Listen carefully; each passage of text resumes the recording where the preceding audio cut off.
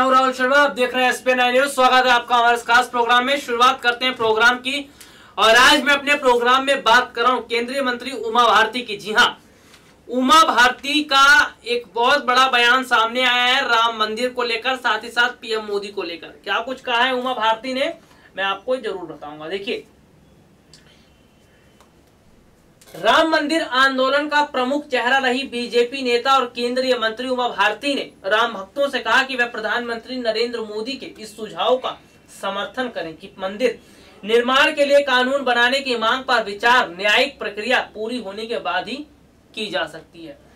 केंद्रीय मंत्री का यह बयान ऐसे समय आया है जब विश्व हिंदू परिषद ने जोर दिया है कि मंदिर निर्माण का मार्ग सिर्फ कानून लाकर ही प्रशस्त किया जा सकता है और हिंदू बहुत समय तक इंतजार नहीं कर सकते। तो देखिए, उमा भारती ये कहने की कोशिश कर रही हैं कि पीएम मोदी ने राम मंदिर को लेकर जो बात कही है, पीएम मोदी ने राम मंदिर को लेकर कह सकते हैं कानून बनाने को लेकर जो बात कही है उन पर भरोसा रखा जाए और राम मंदिर बनेगा। और ऐसे समय में उनका बयान सामने आया है जब विश्व हिंदू परिषद ने राम मंदिर को लेकर जोर दिया है। उमा भारती ने ट्वीट कर कहा, प्रधानमंत्री नरेंद्र मोदी ने एक इंटरव्यू दिया जिसमें राम मंदिर का मुद्दा भी है, सभी राम भक्तों को इससे सहमत होना चाहिए। उन्होंने कह दिया सभी को सहमत होना चाहिए, लेकिन सबसे बड़ी बात तो यह है कि राम मंदिर का मामला तूल पकड़ता जा रहा था। दरअसल तूल इसलिए पकड़ रहा है क्योंकि पीएम मोदी ने राम मंदिर को लेकर कोई बड़ा बयान नहीं दिया। उन्होंने कहा मामला सुप्रीम कोर्ट में चल रहा, कोर्ट फैसला करेगी। देखिए, कोर्ट क्या फैसला करती है वो कोर्ट का अपना फैसला होगा, लेकिन अगर देखा जाए तो 4 साल से ज्यादा का समय तो हो ही चुका है और लोकसभा चुनाव होने में कुछ ही समय बचे। तो क्या ऐसे में लोकसभा चुनाव से पहले अयोध्या में राम मंदिर बन पाएगा?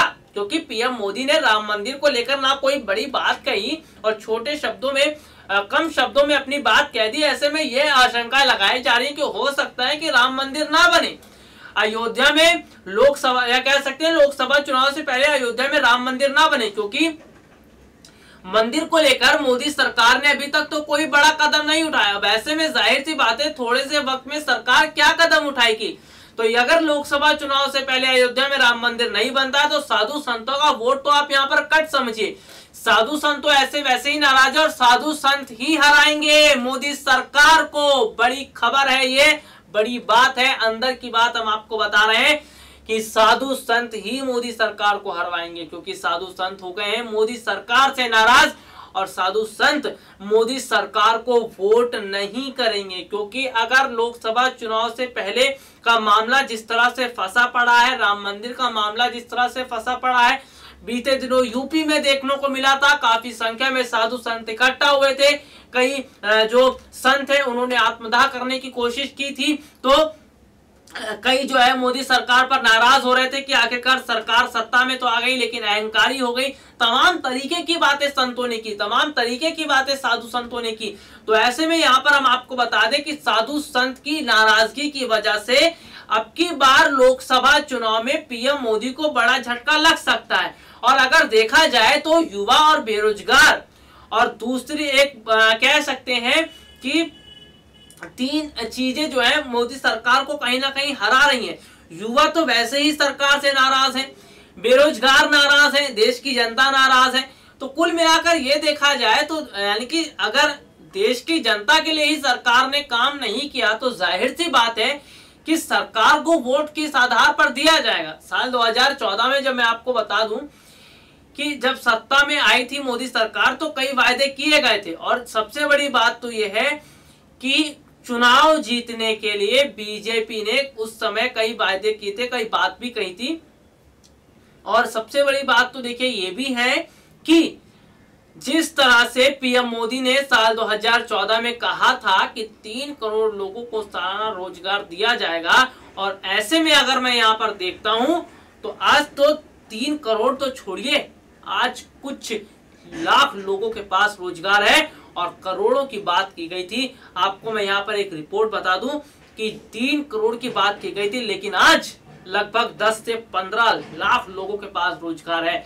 और ऐसे में बेरोजगार वर्ग के लोग नाराज हैं। सरकार से सवाल पूछा जा रहा है कि आखिरकार कब तक उन्हें बेवकूफ बनाया जाएगा, कब तक बेरोजगारों के साथ नाइंसाफी होगी और आखिरकार क्यों रोजगार के नाम पर उन्हें धोखा दिया गया, क्यों उन्हें रोजगार के नाम पर चला गया, मैं बात करूंगा आगे भी। और लेकिन मैं उमा भारती की बात पर क्या कहा है मैं आपको बता भी देता हूं। उमा भारती ने कहा, मोदी जी का बयान मंदिर निर्माण के मार्ग में रोड़ा नहीं अटकाता है, क्योंकि विभिन्न समूहों से बातचीत के जरिए मंदिर निर्माण का विकल्प खुला है। भारती ने राहुल गांधी, मायावती, ममता बनर्जी जैसे विपक्षी नेताओं से अपील की है वे मंदिर निर्माण के लिए सत्तारूढ़ भारतीय जनता पार्टी की मदद करें। उन्होंने ट्वीट किया, मंदिर का निर्माण कठिन होने के साथ साथ सरल है, अगर सभी राजनीतिक पार्टियां इस पर उसी तरह से सहमत हो जाए जैसे सोमनाथ मंदिर के निर्माण के लिए हुई थी। देखिए, राजनीतिक तर्क तो लगाए जा रहे हैं, कहा जा रहा है कि विपक्षी पार्टियां समर्थन नहीं कर रही है, विपक्ष की वजह से राम मंदिर नहीं बन पा रहा है। और देखिए, राजनीति की अगर मैं यहाँ पर बात करता तो जाहिर सी बात है कि विपक्ष तो ये बिल्कुल नहीं चाहेगा कि अयोध्या में राम मंदिर बने, क्योंकि विपक्ष अगर समर्थन जता देता है तो ऐसे में यहाँ पर बीजेपी को बड़ा फायदा होगा। और विपक्ष कहीं ना कहीं इस पूरी कोशिश में लगा हुआ है कि अयोध्या में राम मंदिर ना बने। लेकिन सबसे बड़ी बात तो है कि सेंट्रल में आपकी सरकार है, आपकी सरकार स्टेट में है, उसके बावजूद राम मंदिर निर्माण को लेकर इतनी कठिनाई हो रही है, उसके बावजूद राम मंदिर निर्माण को लेकर इस तरीके की बातें सुनने को मिल रही है। तो आखिरकार ये क्या है? देखिए, सबसे बड़ी बात तो ये भी है कि जनता ने विश्वास किया मोदी सरकार पर और उन्हें सत्ता पर बिठाया, लेकिन सरकार ने धोखा कर दिया जनता के साथ। सरकार ने तो धोखा कर दिया साधु संतों के साथ, सरकार ने धोखा कर दिया युवाओं के साथ। युवाओं के साथ धोखा किया गया, मैं बताता हूं आपको किस तरह से।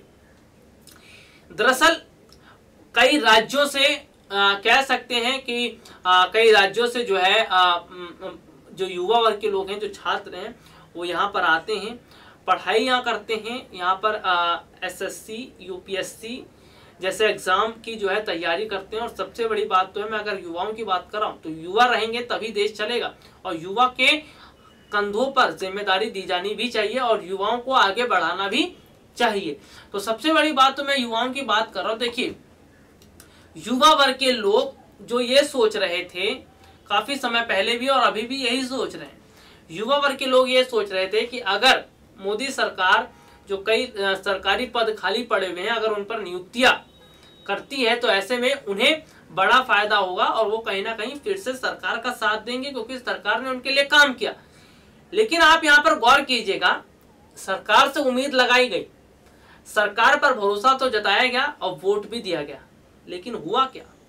साल बदलता चला गया और समय बदलता चला गया और आखिरकार लोकसभा चुनाव आ गया, लेकिन युवाओं को तो सरकारी नौकरियां ही नहीं मिली। युवाओं के हाथ तो खाली रह गए, कुछ पदों पर नौकरियां निकाल दी गई। और सवाल यह है कि आखिरकार लगभग 22 से 23 लाख पदों पर जो सरकारी नौकरियां खाली हैं उसको क्यों नहीं भरा जा रहा? सेंट्रल और स्टेट लेवल पर जो पद खाली पड़े हुए हैं आखिरकार उन पर नियुक्तियां क्यों नहीं की जा रही? आखिरकार क्यों युवाओं के भविष्य के साथ खिलवाड़ किया जा रहा है? और आपको मैं यहां पर बता दूं कि अब की बार बीजेपी को बहुत बड़ा झटका लगता हुआ नजर आ रहा है। अब की बार बीजेपी की परेशानी बढ़ती हुई नजर आ रही है। अगर राजनीतिक रूप से मैं यहाँ पर देखता हूं तो विपक्ष जिस तरह से एकजुट हो रहा है और जिस तरह से ये देखने को मिल रहा है कि विपक्ष की मजबूती मोदी सरकार का किला कहीं ना कहीं ढहाने में लगी हुई है। और अगर एक चीज जो सटीक बात है वो भी देखा जाए तो पीएम मोदी की लोकप्रियता वाकई में कम हो गई है। पीएम मोदी की लोकप्रियता कम क्यों हो गई है, मैं आपको इसका एक बहुत बड़ा उदाहरण देता हूं। दरअसल बीते साल जब चुनाव थे 5 राज्यों में, उस दौरान पीएम मोदी कुछ राज्यों में गए थे जहां पर उन्होंने जमकर प्रचार प्रसार किया, कांग्रेस पर निशाना साधा। उसके बावजूद लोगों ने बीजेपी का सपोर्ट नहीं किया, बीजेपी का समर्थन नहीं किया। आप इसी बात से अंदाजा लगा सकते हैं कि जब 2014 में मोदी लहर चल रही थी, जब पूरे देश में मोदी मोदी के नारे लग रहे थे, लेकिन आज साल 2018 में मोदी मोदी के नारे नहीं लग रहे हैं। आज लग रहे हैं नारे, आज ये नारे लग रहे हैं कि आखिरकार कब और इंतजार करना पड़ेगा देश की जनता को। आज सवाल पूछ रही है जनता, आज बेरोजगार सवाल पूछ रहे हैं, आज युवा सवाल पूछ रहे हैं, आज साधु संत सवाल पूछ रहे हैं, लेकिन सरकार के पास जवाब देने के लिए कोई बड़ा कदम नहीं है, कोई बड़ी बात नहीं है। और ऐसे में आपको बता दूं कि जिस तरीके से राम मंदिर का मामला अटका हुआ और कहीं ना कहीं देश की जनता नाराज है, तो आपको बता दूं बीजेपी के लिए हालात तो खराब है, क्योंकि लोकसभा चुनाव से पहले अगर बड़ा कदम नहीं उठाया गया, सरकारी नौकरी, रोजगार, मंदिर को लेकर, तो चुनाव में तो बीजेपी का हारना तय है और बीजेपी को चुनाव में जीतने से कोई नहीं रोक पाएगा। और आपको मैं बता दूं कि साधु संतों की वजह से, युवाओं की वजह से, बेरोजगारों की वजह से मोदी सरकार को अपनी सत्ता गंवानी पड़ेगी, उन्हें अपनी कुर्सी खाली करनी पड़ेगी। तो फिलहाल के लिए आज हमें इजाजत दीजिए, नमस्कार।